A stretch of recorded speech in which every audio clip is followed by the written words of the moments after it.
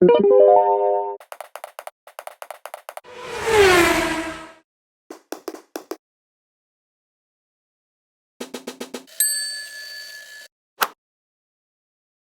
everyone. I'm Ivy Rivera. I'm a psychic medium, a Taino Airwalk, and I own a school called the Ivy League Psychic Academy. Tonight, we are talking about the War on Intuition, Part 2, Government, Schools, and Family Systems. How they feed the war on intuition. If you missed part 1, you're going to do the same thing. Go to YouTube at Ask Ivy and go up in the playlist for classes. You can listen to all of those there or anywhere you receive a podcast. Now, the War on Intuition Part 1 covered psychology and religion. So you guys may want to go back and listen to that. Now, we cannot separate these three areas: government, schools, and family systems.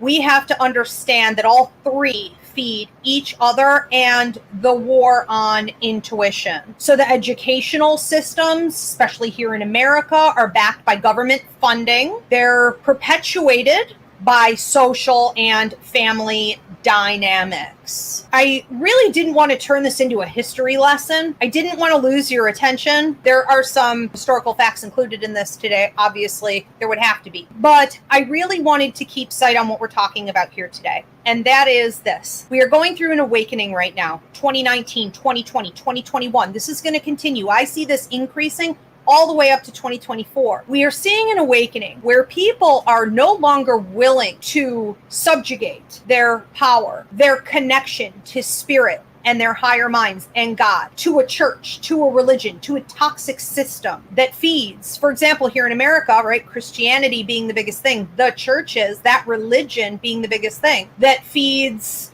division, that keeps people from being their authentic selves, whether it's because they're gay, they're LGBTQ, or they're native, or maybe they're black and part of their historical roots and their belief system was very different than the church. They don't want people to think for themselves. They are based on cult mentality, which is fear of hell, fear of ostracization, fear of loneliness, punishment. That's really the definition of a cult. When you hold people, you accumulate people based on that fear and toxicity. And so when we look at where we are now and where we came from, and we see that we are believing something different than what our parents taught us, than even what our grandparents may have taught us, we want to experience something more. We see that the church is fraudulent, that the church is the root of so much sexual abuse and rape, that the church is the root of us finding all of the indigenous children, their little unmarked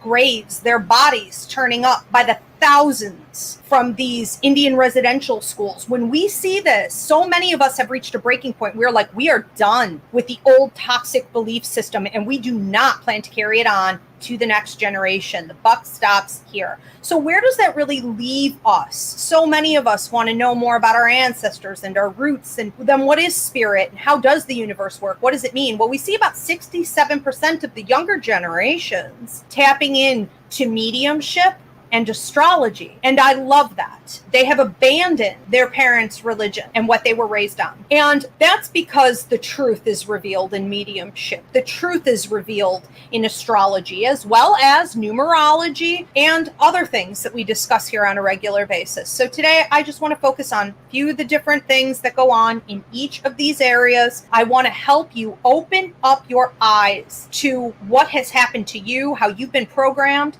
how you can deprogram, and how you may be feeding the problem. We need to put an end to this abuse. We also don't spend enough time, for those of us that are looking to engage more in spiritual development, we don't spend enough time looking at these key areas and how they create blocks. A lot of people are very frustrated. They're trying to intuitively develop and they can't understand why. Okay, check these categories and check the War on Intuition Part 1, where I talked about psychology and doctors and misdiagnoses and religion and how it's also coming from there. Let's start with the reality of government. What are some of the things that the government is doing that you may be overlooking? overlooking that is crippling our intuitive and spiritual growth? Well, one of them is the basic gay rights, LGBTQ rights, and things like this. When we look at most Native communities, including, and I'm Taino Arawak, we really honored two-feathered people. We really honor those as special intuitives because they are so well balanced with the feminine and masculine energies. And so I find that a lot of restriction on the LGBTQ community is inadvertently, it may not look that way, but I believe it is part of it, keeping that power away from the two-feather people. People who are able to naturally tap into both masculine and feminine energies have more of a connection to divine wisdom in the universe. They automatically have an increased intuitive intelligence in all areas, psychic, mediumistic, empathic. I talk about this here and with my students all the time, how the LGBTQ community are going to be the leaders in the spiritual revolution that has begun in 2019. Let's also look at what the government has done through the slavery system. When we had the slaves come from Africa, they were, of course, taught brutally so, beaten or murdered for practicing their religions. That was not an option. They were also told they couldn't go to church, so they weren't embraced in the Christian community. But many masters brought pastors from their church and would send them to the plantations to preach services, to the slaves. And the Black community didn't care for it. It wasn't part of their roots. Their roots involved polytheistic belief system. Many of them did believe in one supreme God, but they believed in storytelling and dancing and spirit possession. And what they preferred to do was to combine syncretism. I had never heard that word, but that's apparently what it was. The combination for what slaves did, taking Christianity and their old beliefs from Africa, syncretism. So they put them together and they sort of made their own pastors. So they were not allowed to do this. If they got caught, again, it would be a brutal situation. But they did, to hold on to their faith. And we could see that a lot, even in like the Baptist church today, dancing and singing and being overtaken by spirit and things like this. But the old toxic roots of Christianity are still very much there. And that leads to so much oppression of the divine feminine, feeds the patriarchy, and is against feminism, is also still against anything involving Christianity, is against the individual going inward to connect with God. It's against the individual going inward to receive messages directly from spirit, a higher power. And when there is healing that needs to be done, they're also not encouraged to do that for themselves. They're encouraged to go to the priests, to go to the nuns, to go to the higher ups. Everything has to be subjugated. So we see that the stories, the singing, the dancing, the belief systems from Africa, and we also have to keep in mind that like 10% of slaves were Muslim as well. All of this was wiped out or had to be hidden from them. We see that now that this awakening is going on more so than ever, people are wanting to get back into their roots. So this is really exciting to watch, especially among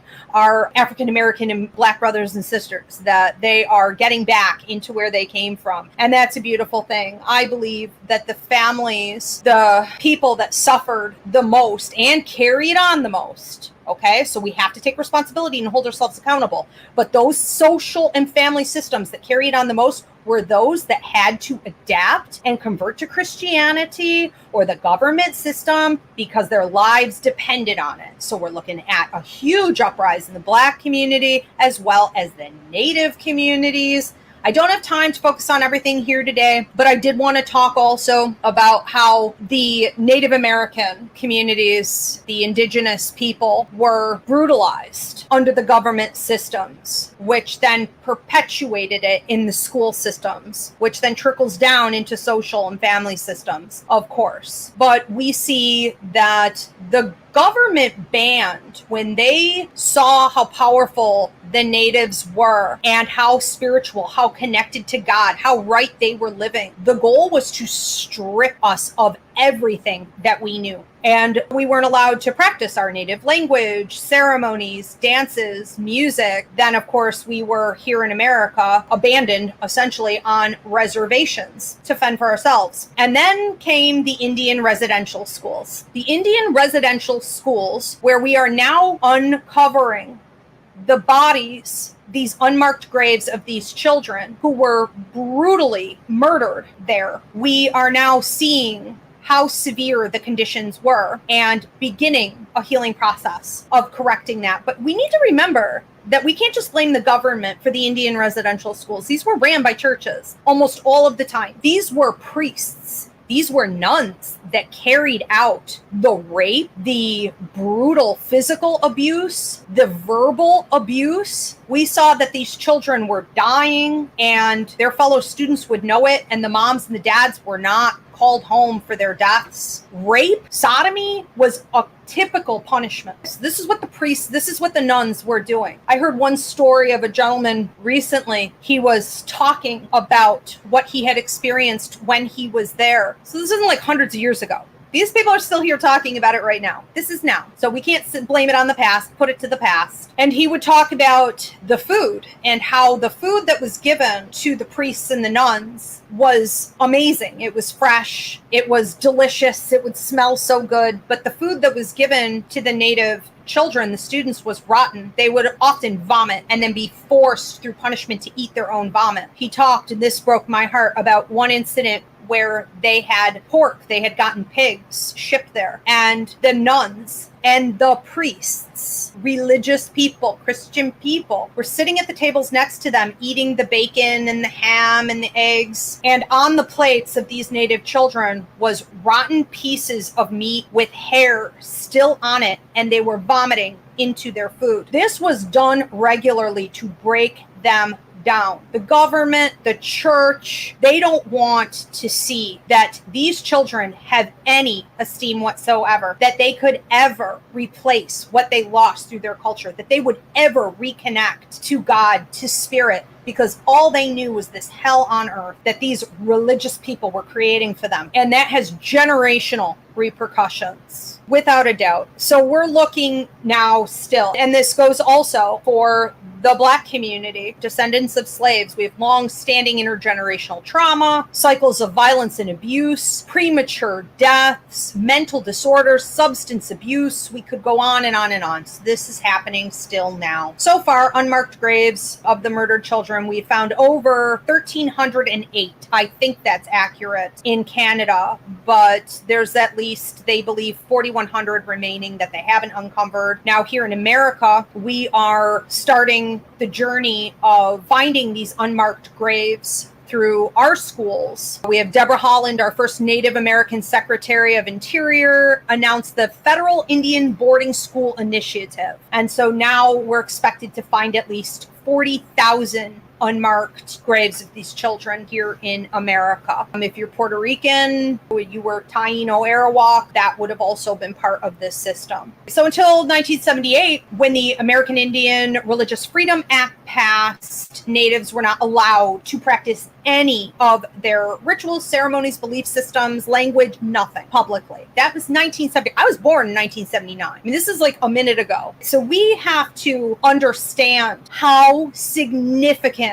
this influence still is today. And we need to have a critical eye toward the government, the schools, the educational system, our social constructs, and our family dynamics, and how they continue to keep this toxic system perpetuating. So I want to talk about the schools. Let's talk a little bit more about the schools. From the minute a child enters into school, this was horrible for me. This is horrible for a lot of kids, especially if you're mediumistic, you're psychic, you're empathic. You're told immediately that talking to your imaginary friend or talking with the spirits you've been talking about is shameful, that it's psychotic, that you're going to get locked up in the mental institution, that you're doing something bad, that you should hide it, that you should deny it. It is an immediate reaction to school that they are never to talk about anything spiritual, anything intuitive, or even worse than all those other things happening, they'll be socially ostracized because the other kids will think it's weird and bad, that it makes you bad. What does this lead to? Immediately, at about 5 years old or upon entering school, you're shamed. You have to detach from your intuition and spirit, who's been there for you all along, and you develop blocks to that interaction because we naturally want to survive. These blocks lead to ADD, mental disturbances, depression, anxiety, irritable bowel syndrome, chronic migraines, hyperactivity. All the things we see happening with kids is because they're not allowed to be in the flow of their natural rhythm. And then, of course, as adults, we see onset ADHD, irritable, but all those other things. Onset bipolar disorder later in life. What we saw was just on the news recently. There was an interview with a 6th grader and her mother. They are indigenous. They were forced to fill out a form, and this was in Canada, but this is no different than anything that happens here in the States. They were forced to fill out a form as homework that said 5 wonderful things that the Indian residential schools did for the natives. And they wanted them not only to fill it out, they wanted them to find 3 sites online to back it. Now, with information like this all over the place, saying that they were good, how would a child learning ever know the truth? They educated them saying sometimes the school's messed up, but the worst thing they ever did to the kids was to cut their long hair. And so this native child was forced to do this homework assignment and obviously was distraught. It ended up on the news. But this is the equivalent. This disgusting misrepresentation and these lies, this fraud, is the equivalent of us keeping critical race theory out of the school system. So we're trying to do the same thing with other groups of people that need to be represented. They act like, the government and the church and the right wing. It's like critical race theory is like Satan. It's like Satan coming to take away. To take away what? To take away what exactly? To take away the truth. Okay, so the closer and closer we get to examining things like critical race theory, the truth behind the foundation of this country and how it's based on colonization and murder and capitalism and the patriarchy and all of this, the closer and closer we get to these things, the closer we get to coming back in touch our intuitive intelligence and spirit. And that's where the real revolution happens. How does this trickle down into family systems and social systems? Sadly, even if you don't want to admit it, even if your parents don't want to admit it or your grandparents don't want to admit it, they were part of this destruction. And the families that hold to it the most are the ones who were threatened with survival. And that is, I think, the saddest story of all, that we could have come from tribal roots, from a deep spiritual system that worked like a science. It was healing. It was energizing. It helped us to understand how to live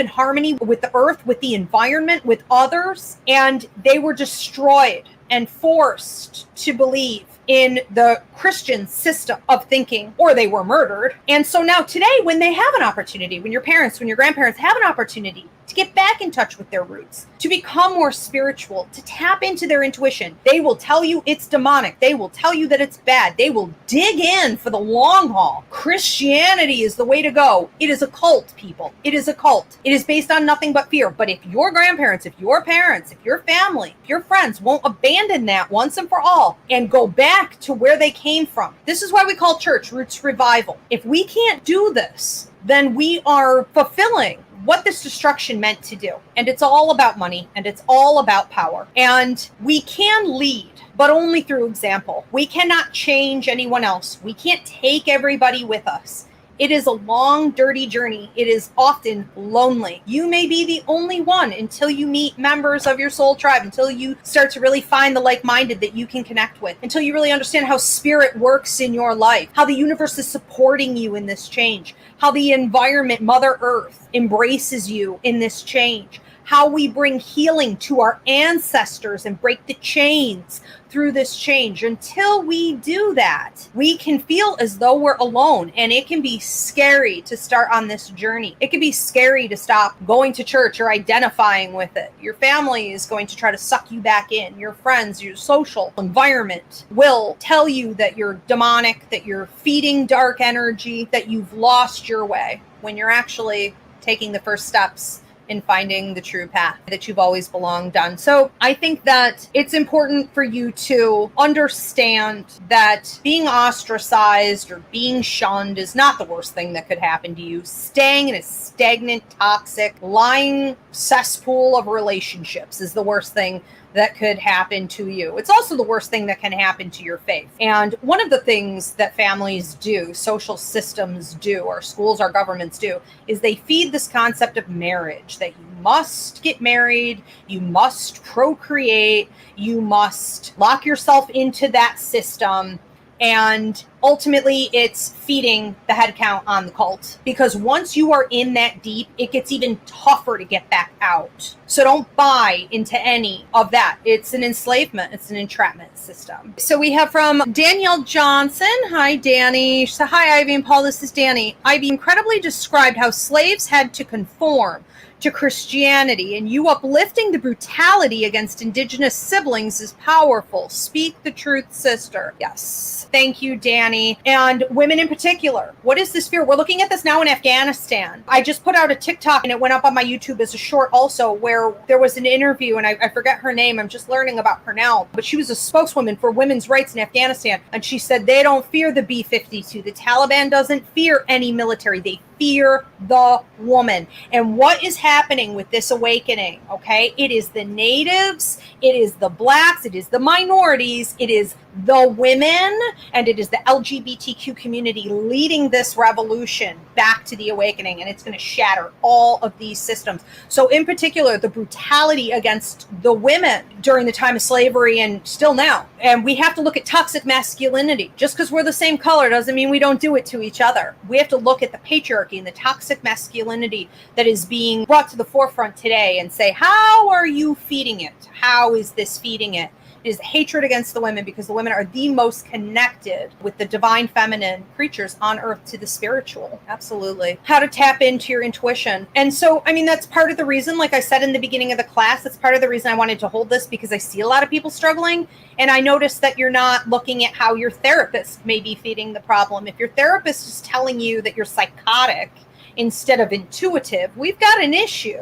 If the church is telling you that you tapping into your intuition is demonic instead of spiritual, we've got an issue. You have to look at all of these systems a little deeper, probably, than what you have been. But I think that the easiest way is to be honest about where you are in your spiritual development and where you would like to be, and be honest about where you are with your intuitive intelligence, that's psychic, mediumistic, and empathic, and where you would like to see it go, where you would ultimately like to be. And I would recommend that you sit with your ancestors and your guides, and you do this for maybe 10 minutes a day with your morning coffee, before you talk to anyone, before you get on social media. Put on some music that doesn't have words, something rhythmic that can take you on that journey, and sit with them and ask them what you can work on that day, or what they want to tell you for that day. It's like eating an elephant, one bite at a time. You do not want to try to take this as one big lump sum. And piece by piece, it will become more clear.